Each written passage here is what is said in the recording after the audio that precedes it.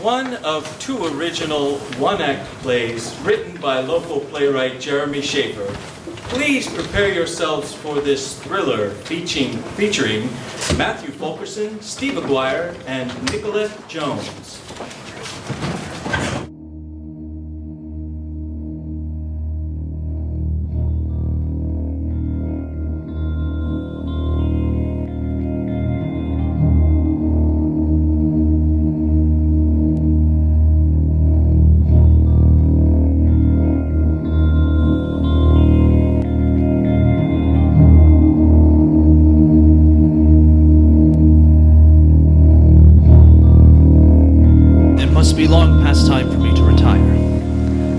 Too many a patient, many a deranged mind within my 25 years of toil as a psychologist.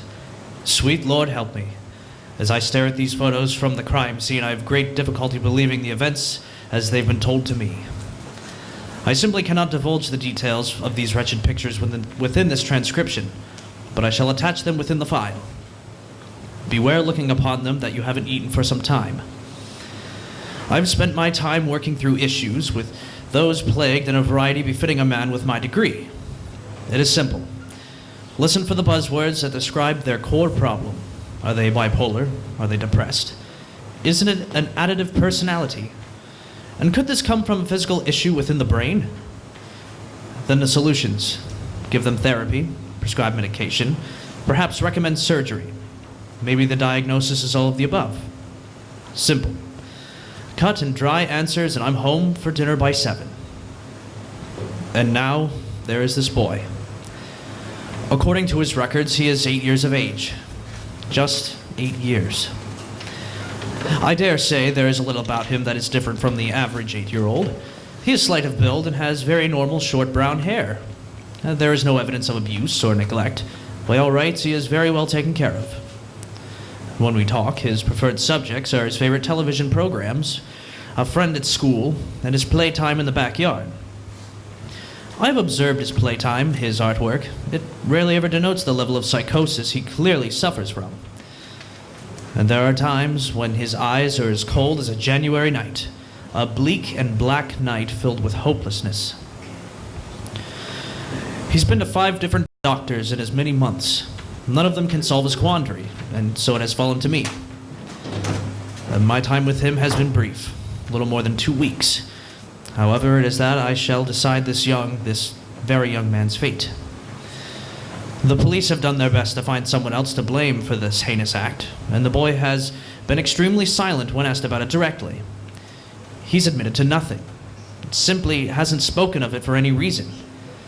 He sits across from me now as I write this, silently just staring off into space. I am observing him, hoping to find a hint or a whisper of what the cause of his condition might be. His mother tells it simply. About 6 months ago, something just seemed off. At first, she thought him playing with toys when she would hear him whisper, or he would quietly giggle. When she would ask him what he was laughing about, he would glare at her. He would walk away and close himself into the bedroom. It chilled her to the bone, those looks. She tried everything that she could think of to bring him around. Playdates with friends didn't work out very well. It's not that anything untoward happened, simply that he would wander off by himself. By her account, he continued to grow very distant to everyone around him as the days wore on, she once told me. If I had ever had even an outburst or thrown some sort of fit, perhaps I could have seen something coming. It took less than a month from when she started to notice the changes for the event in question to take place. When I questioned if there was any evidence of abuse from the boy's victim, his father, the very idea was met with regard as ludicrous, as an airborne pig. I have examined this case in length, done countless hours of research to find some sort of clue, anything that could point to the reason. However, with his account of the night, I am simply at a loss. Yes, retirement might be the answer. For as frustrating as not knowing the cause of this boy's illness, I fear that learning the cause may very well be worse. But worse or not, it is my responsibility. There's no question that I must draw a conclusion. I must hand down judgment. I only have a short time left before our session concludes. I must decide quickly. But would the weight of such a decision be too much for my soul to bear? To condemn a child no matter how heinous the act he's committed? Is this something I could live with? Only too late do I fear I've discovered the reason for the failure to diagnose thus far. While the facts are simple, the existential weight that one word can carry is beyond comprehension. How does a fulfilling career come to this? Am I doomed to become the man who strikes this boy's future from the annals of any form of history, save the label ill? My evaluation so far yields nothing more than the life and mind of a healthy child. And yet my experience, my instinct gained through countless instances of seemingly healthy people who are so very sick, is equivalent to the voice in the back of one's head. And the voice is telling me now that this boy is not well. My own mental state, my conscience must be placed aside. The police wouldn't do it. The other doctors couldn't gather the courage. Instead of asking him if he took his father's life, I must ask him why. I fear that this is the instance in which I will be driven over the edge and fall victim to the very illness that I have spent my life battling against for others. And I let it take full grip to steel myself for what I feel I must do. I rise from my seat. My heart is pounding at the cadence of a war drum. My palms are slick with a sickening knowledge of what is to come. The image of this killer's victim is burned into my retinas, and I begin to scream. Accusations, and I cuss. All of the boundaries that I would normally observe and regard for a more calm science are damned. And in that moment I am truth.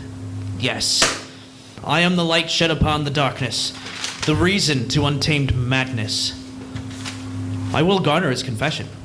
I will bring about justice no matter the personal cost. But, despite my best and worst efforts, he is unaffected. The boy just sits and stares at me, his expression as blank and reserved as the most trained spy one could imagine. I've screamed so loudly and so forcefully that my ears are ringing and my face is purpled with rage and conviction. And he is silent. His eyes, they are large and full of wonder. He is studying me, absorbing my transformation from friend to accuser. And he is looking beyond my form, past me to the window. It is only then I hear the tapping, a gentle sort of rapping at the window pane. Drawing in repeated haggard breaths, sweat cascading down my face, I turn. Our spectators are in the form of large black birds. Too numerous for me to count at present, and they're all calling to him. I am arrested all at once, with the notion that they are there for him, and with him. The silence in the room for a brief moment is as deafening as the screaming I had produced just seconds before, and is subsequently broken by his voice, which may as well be a peal of thunder. I had to kill him, the boy said. As I gazed upon his expression, I found none. He was speaking the fact, plainly as the night sky is black. He sealed his fate and my own with one sentence. They don't eat the living.